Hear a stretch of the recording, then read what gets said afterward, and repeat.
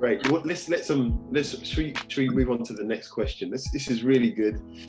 I would love to see conversations like this with our young people, like with the next generation down. Conversations like this.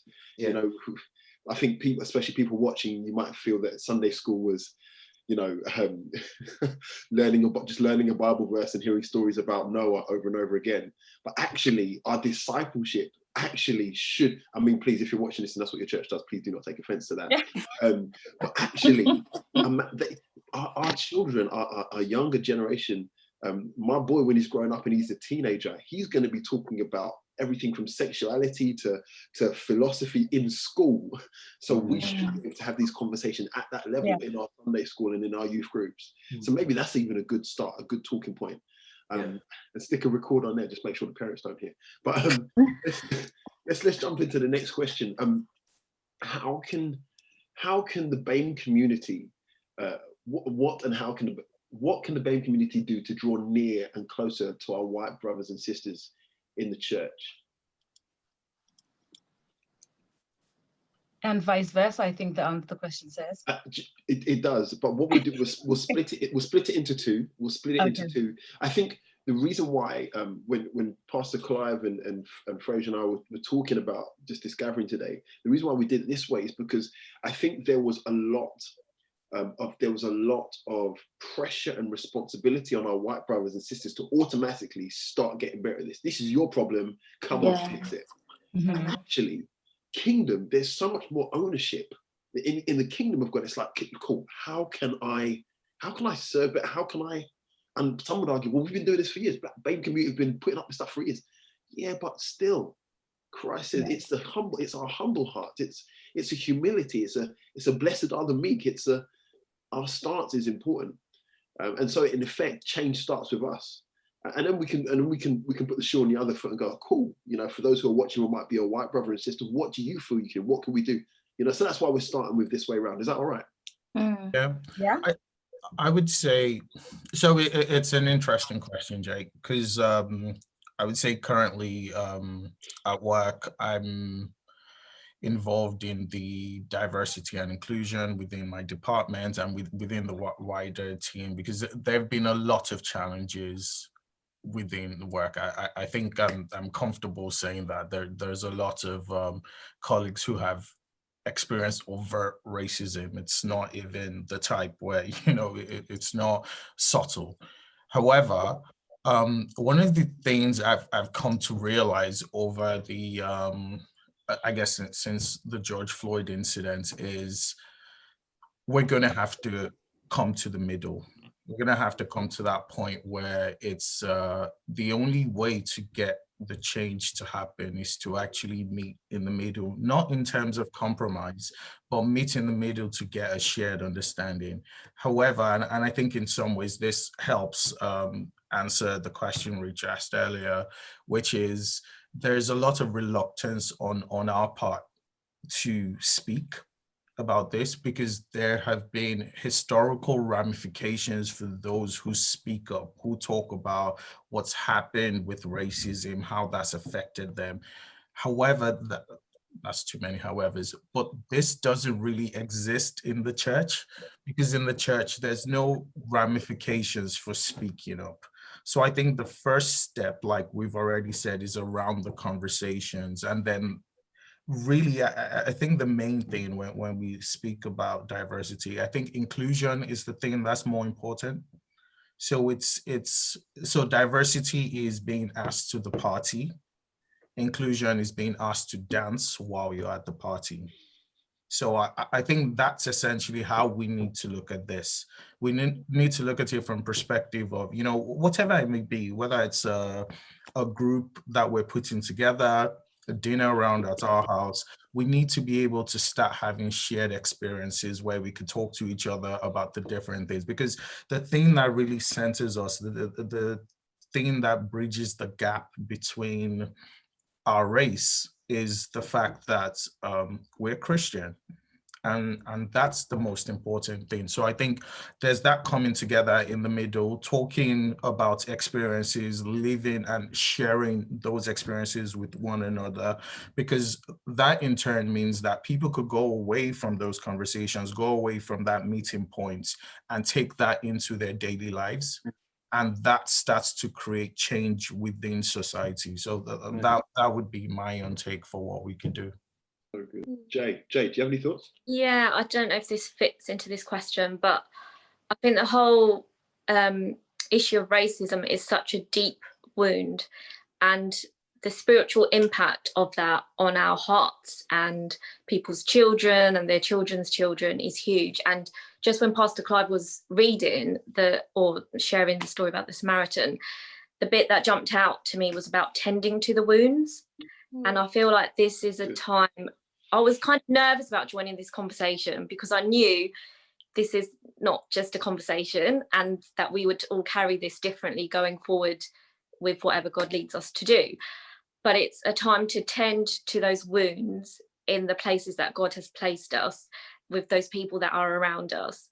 And we have a duty to carry that and to walk in reconciliation genuinely in our hearts. So I have a responsibility to do that, to forgive and to be open about that, to say, actually, I felt like this about whatever, and then, this is what God done in my life. This is how Jesus changed my heart. And that's why I can reconcile. That's why I can forgive. And I think that's what we can all do that. And that's, being a follower of Jesus, basically. That's good. Yeah. If I may, that perspective is the right perspective completely. But I do know that there have been many that have been hurt because it seems like historically we've used that perspective to pardon the sins of of those who are racist. Yeah. And I think it's not easy. It's not easy, Jay. It's not easy. It's not easy to be like, well, God says, I've got, it's not easy. And in some cases, and we're blessed because our leadership they are godly people. It's a holistic gospel, not a selective one. But there are some church leaders who they have been selective about elements of diversity and they've turned a blind eye to certain things that have gone on. And it's not easy.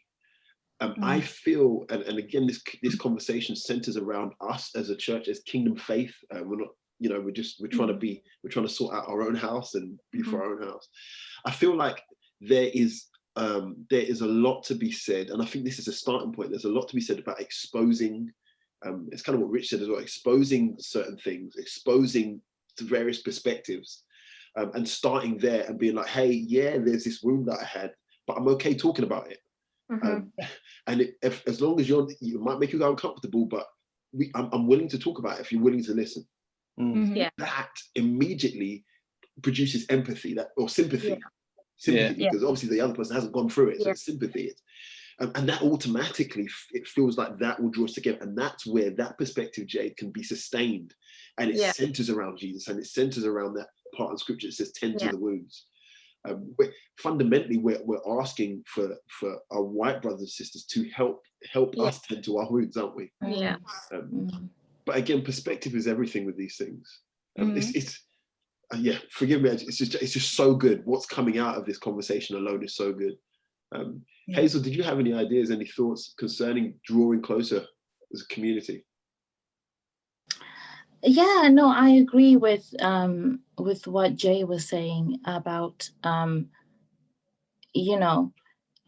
accepting that you've got these wounds, and because you can't do everything by yourself. You can't fix the wounds by yourself. So it's about helping each other to tend to these wounds, because the wounded man on the street couldn't help himself. He had to have help from someone else to tend to those wounds. So it's about accepting help from our white brothers and sisters and saying, okay, look, I've got these wounds, but I can't help myself. Let's help each other. I don't know if I'm making sense there, but it's about not accepting that you can't fix your wounds by yourself. You need the help of your brother and your sister to help and fix these wounds that you've got. Yeah. I think a lot of people avoid difficult conversations because they're difficult. In my job, I have to have difficult conversations with people pretty much every day, and sometimes I have to do that 6-7 times, and it is hard, and it does feel like, oh, why am I going to tell that person that, you know, your cancer has spread? Why am I having to make that phone call to that relative and say, I'm really sorry, your loved one has died? But somebody's got to do it. And I think, one, we need to take ownership. Two, we need to know that it is going to be difficult. It might even hurt before it gets better, but going through it is definitely worth it. And it's about forgiving as well. It's not about brushing aside or pretending like it never happened. It did happen, but we need to forgive, and we need to engage so that we can move forward. I know for me, I used to get so annoyed with people when I'm like at a friend's house trying to eat chicken, and I then start eating with my hands, or I start chewing on a bone, because it's something I do naturally, and I'll just start doing it. And the whole, is there another way to do it? What are you doing? Oh my! And then I'd be so cross because I'd be like, listen here, you're messing with my food, and I don't want that. So I had to educate my friends and say, listen, when I come to your house and I'm comfortable and you've cooked for me, I'm eating with my fingers. If you see me eating the bones, just be quiet. And then no, be quiet, because it means I'm comfortable. You know, I'm really happy to be in your home. I don't do this in a restaurant, so you're blessed to see me do this. And as time went on, my friends started to really pile up all the meat with the bones on my plates when I went over, because I was a bit harsh at them. And then I just thought, oh no, this is too much food. They're like, no, we want you to be comfortable, but we can laugh about that. But actually, I remember when they did it, I was genuinely cross, and I was really, move off, don't laugh at me when I'm eating. But as time went on, we found a happy medium, and that's just something small. That doesn't matter, it's chicken. But other people have had real racist attacks, you know, or whatever. And these people are finding it hard to forgive. They're really finding it difficult. But I think I would encourage you, if you're one of these people, you've got to try and engage. You've got to try and make friends. There's some really lovely people out there, and it's such a loss to block off people from England or Asia or wherever, you know, because life is much richer with diversity in it. Much better. Definitely. So good. Why don't we put the shoe on the other foot and talk about, okay, if we're talking to our white brothers and sisters that are watching this, what can they do we've kind of touched upon it, the whole idea of we have to be willing to get uncomfortable in order to find a new sense of comfort. But are there any practical things that come to mind off the back of that last question that we'd put out to our white brothers and sisters watching this? I think it's almost like when you go to a dinner party or something like that, you shouldn't talk about religion, you shouldn't talk about money, you shouldn't talk about politics, right? And this is another subject that's now going to be, at the moment, you shouldn't talk about, because what tends to happen with all of those topics is people take the conversation personally, and you can't just, like, now we can just have a talk and we're just talking. People can say their views and someone's not going to take it as a personal attack, and the conversation just gets side roaded off into this whole mad argument when someone might just be asking a question. So I think from either side, it needs to come from a place of, I want to bring up this topic, but anything I say, not that I'm going to say anything out of place, but let's just have a conversation where someone's not going to get offended, someone's not going to take offense, and it's not going to turn into like this really heated discussion. And I understand that the underlying issues can cause people to rise up because they could react, well, you don't understand this, you don't know what this is like. But if you act like that, then the person's never going to understand, because they want to understand, I would hope, by asking that question or talking about it. But if they're scared of the response they're going to get, you're never going to have an open, honest conversation, because everyone's always going to be cagey and edgy or not really ask the right questions.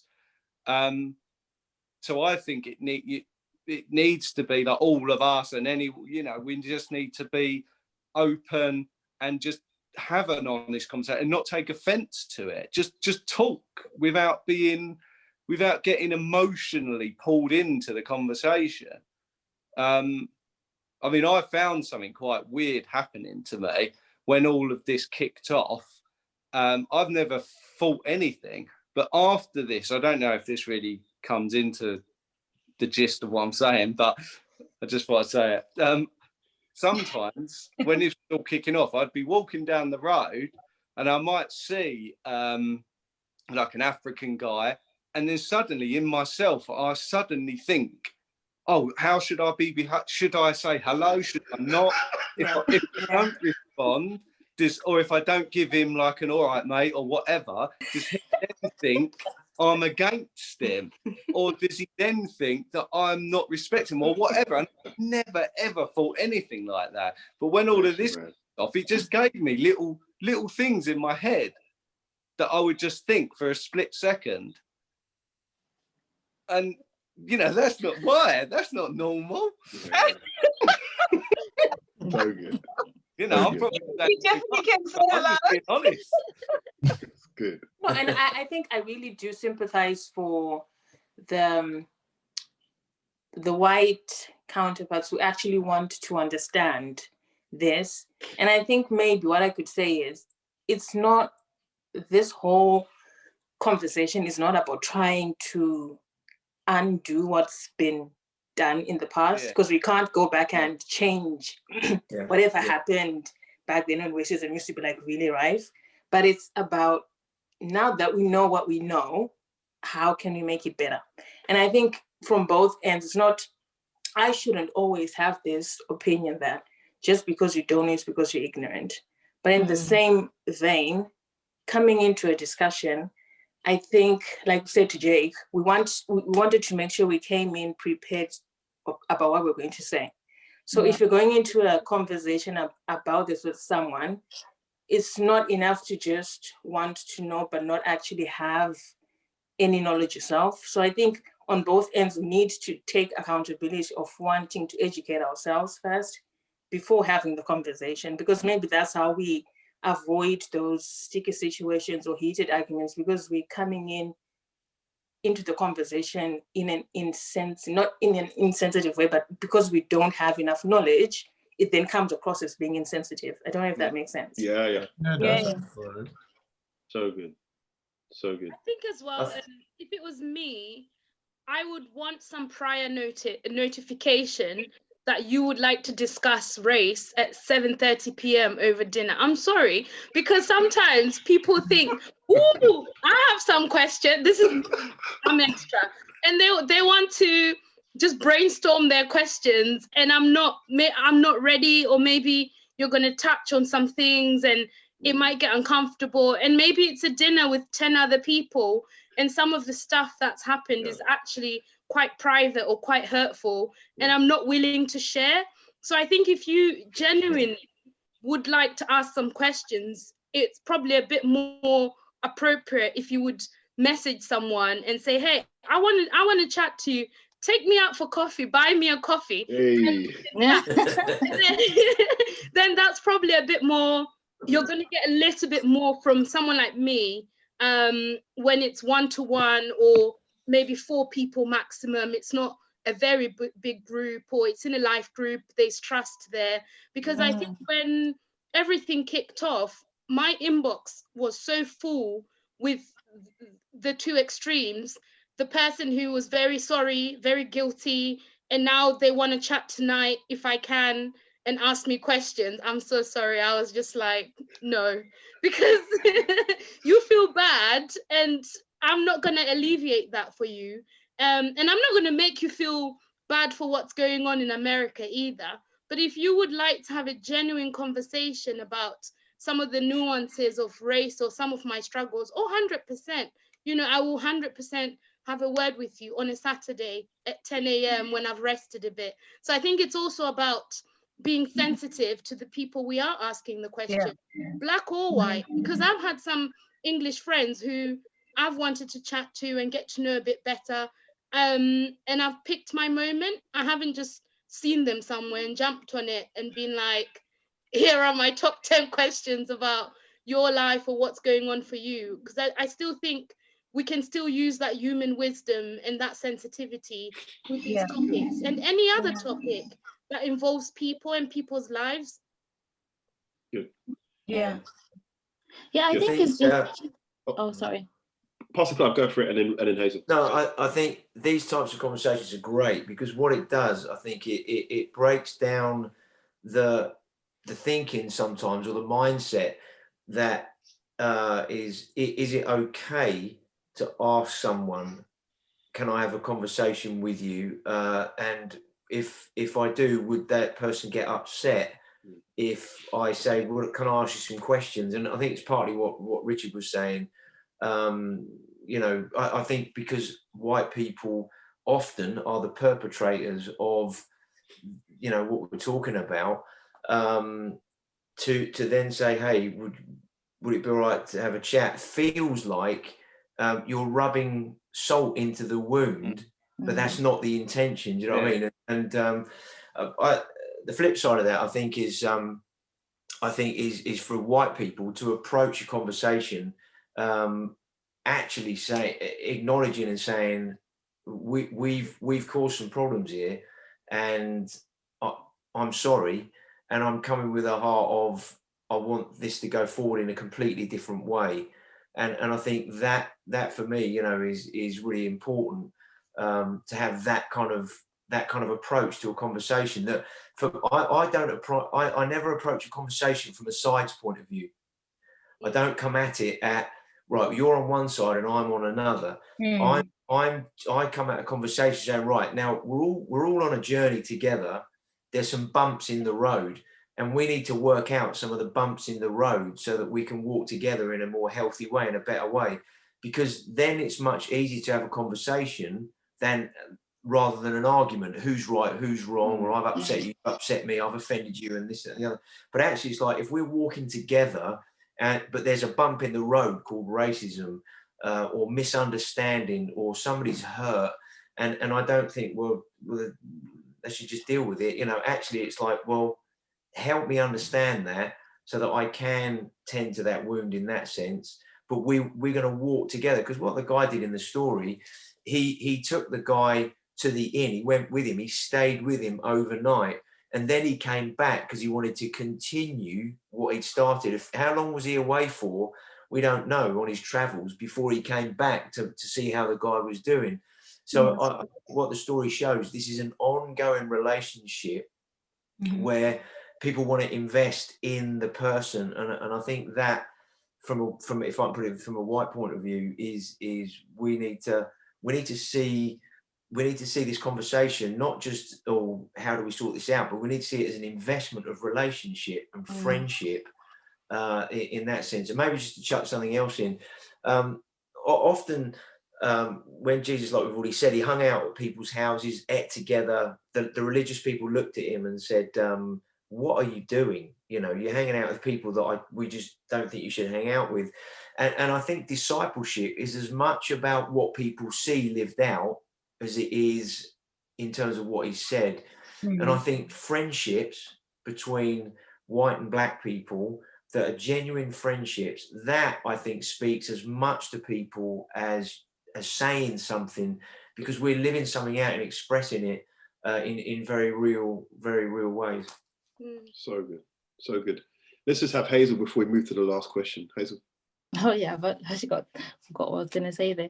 But yeah, I was just gonna say, just being sensitive and genuine, like for a white person, if they're gonna talk to a black person about racism, just be sensitive in how you ask your questions and how you present yourself. Like how Richard was saying, he doesn't understand, he doesn't see it. You wouldn't really go to a black person and say, I don't see it, so I don't see what you're saying.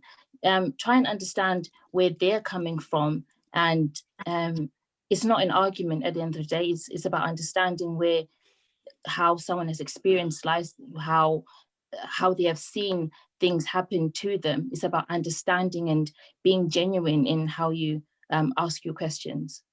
But yeah. So good. Well, thanks so much for watching. Thanks for joining us. And to all of us here, thank you so much again for such great conversation. And all for God's glory, eh? Take care. All the best. Bless you guys.